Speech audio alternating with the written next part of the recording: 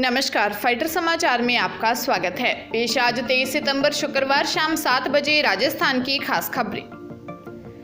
जोधपुर जिले में जीएसटी चोरी की सूचना के आधार पर स्टेट जीएसटी की टीमों ने मंडोर मंडी की 2 फर्मों पर छानबीन की तो कई खामियां उजागर हुई। जोधपुर मंडी में घी तेल का कारोबार करने वाली 2 फर्म के बारे में कुछ शिकायतें मुख्यालय तक पहुंची थी।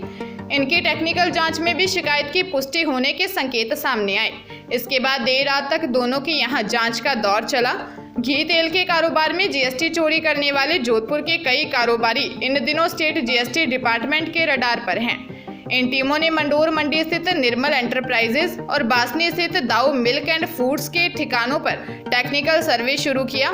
इन दोनों ही फर्मों के बीच आपसी लेन देन होने के तथ्य भी सामने आए हैं। टीमों ने दोनों फर्मों से रिकॉर्ड जब्त करने के साथ ही फिजिकल स्टॉक का रिकॉर्ड भी लिया। अब इन फर्मों के अकाउंट से मिलान व स्टॉक की वैल्यूएशन इत्यादि प्रक्रिया शुरू की गई है। भीलवाड़ा के जहाजपुर क्षेत्र के धांधोला चौराहे पर एक बोलेरो व ट्रेलर की आमने सामने की भिड़ंत हो गई।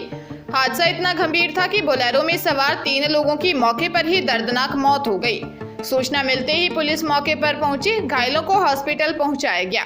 बोलेरो में सवार सभी लोग कादू कोटा के रहने वाले हैं और सभी एक पारिवारिक कार्यक्रम में भाग लेकर सवाई माधोपुर से लौट रहे थे। जहाजपुर थाना प्रभारी दुलीचंद गुजर ने बताया कि हादसे में बोलेरो में सवार ड्राइवर कादू कोटा निवासी 53 वर्षीय लादूलाल, 35 वर्षीय मनीष खटीक, 70 वर्षीय हीरालाल की मौत हो गई। वहीं 4 अन्य घायल हो गए। हादसे के बाद ट्रेलर का ड्राइवर मौके से फरार हो गया। पुलिस ने मामला दर्ज कर जांच शुरू कर दी है।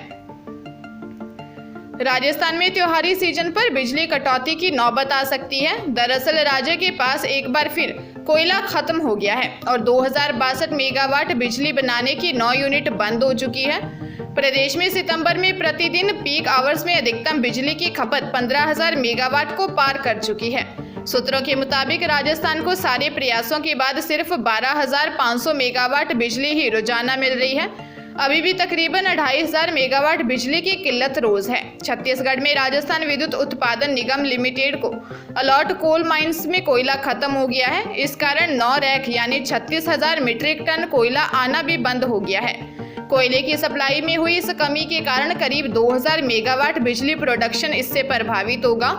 ट्रेन की एक रैक में 4,000 मीट्रिक टन कोयला आता है। प्रदेश के सभी 6 थर्मल प्लांट्स में केवल 11 दिन का ही कोयला स्टॉक बचा है। वहीं माना जा रहा है कि इस त्योहारी सीजन में डिमांड 17,700 मेगावाट तक पहुंच सकती है। कोयला सप्लाई और बिजली प्रोडक्शन की हालात नहीं सुधरे तो प्रदेश के लोगों को बड़े पावर कट का सामना करना पड़ सकता है। हनुमानगढ़ में पुलिस ने गैंगरेप के 2 आरोपियों को गिरफ्तार किया है। आरोपियों ने महिला को ऑनलाइन काम दिलवाने के नाम पर पंजाब से बुलाकर वारदात को अंजाम दिया था। आरोपियों ने पुलिस पूछताछ में गैंगरेप की बात कबूल की है। सीओ सिटी प्रशांत कौशिक ने बताया कि पंजाब की रहने वाली महिला ने पुलिस थाने में गैंगरेप का मामला दर्ज करवाया था। महिला ने बताया कि रामकुमार नाम के व्यक्ति से उसकी जान पहचान थी। आरोपी रामकुमार ने ऑनलाइन काम दिलवाने के नाम पर हनुमानगढ़ बुलाया और बस स्टैंड से अपने साथी मनी के साथ 19 सितंबर को हिरनावली के पास खेत में ले जाकर दोनों ने गैंगरेप किया।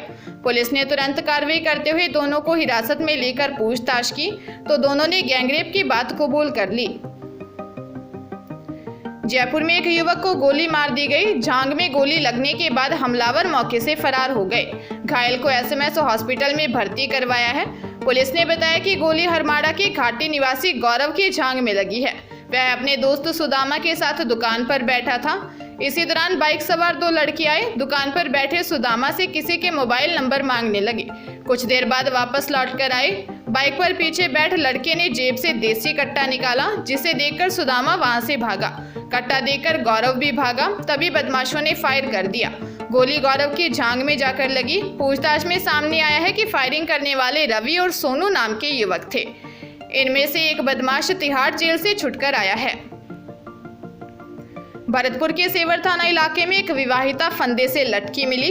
इसके बाद पीहर ने ससुराल पक्ष पर मर्डर का आरोप लगाया। पीहर पक्ष का आरोप है कि उनकी बेटी शबनम के ससुराल वालों ने फांसी लगाकर उसकी हत्या की है। पीहर पक्ष ने सेवर थाने में मामला दर्ज करवाया है। शबनम का पीहर आनंद नगर कॉलोनी में है। शबनम के ताऊ जलील ने कहा कि भतीजी शबनम की शादी 6 मई 2017 को देवपुरा थाना सेवर के रहने वाले नईम के साथ की थी। नईम शुरू से ही उनकी भतीजी के साथ मारपीट कर उसे पीहर भेज देता था। पीहर पक्ष समझा बुझाकर उसे ससुराल भेज देता था, लेकिन नईम अपनी हरकतों से बाज नहीं आया। नईम और शबनम के कोई बच्चा नहीं था। ताऊ जलील के पास फोन आया कि उनकी भतीजी शबनम ने फांसी लगा ली। पीहर पक्ष ने शबनम की हत्या का मामला सेवर थाने में दर्ज करवाया है। पुलिस मामले की जांच कर रही है। भीलवाड़ा के सुठेपा गांव में 11वीं क्लास के स्टूडेंट की डूबने से मौत होने के बाद हंगामा हो गया। स्टूडेंट अपने घर से स्कूल जाने का कहकर निकला था, लेकिन जब स्कूल स्टाफ को उसके डूबने से मौत की सूचना मिली तो स्कूल में उसकी एब्सेंट लगा दी। साथ ही उसके 3 दिन से स्कूल नहीं आने की बात कही, जिसके बाद परिजनों ने हॉस्पिटल में हंगामा कर दिया। सूचना के बाद शिक्षा विभाग के अधिकारी हॉस्पिटल पहुंचे, जहां स्कूल स्टाफ पर कार्रवाई करने का आश्वासन देने के बाद मामला शांत हुआ। बलियास थाना प्रभारी शिवचरण ने बताया कि चौधरीयास गांव निवासी दुर्गेश मीना की सुठेपा के पास बैड़च नदी के एनीकट में डूबने से मौत हो गई। वह सुठेपा के ही सीनियर सेकेंडरी स्कूल में 11वीं कक्षा का स्टूडेंट था। मौत के बाद उसका स्कूल बैग उसकी क्लास में ही मिला, लेकिन स्कूल स्टाफ ने पिछले 3 दिनों से उसकी एब्सेंट लगा रखी थी।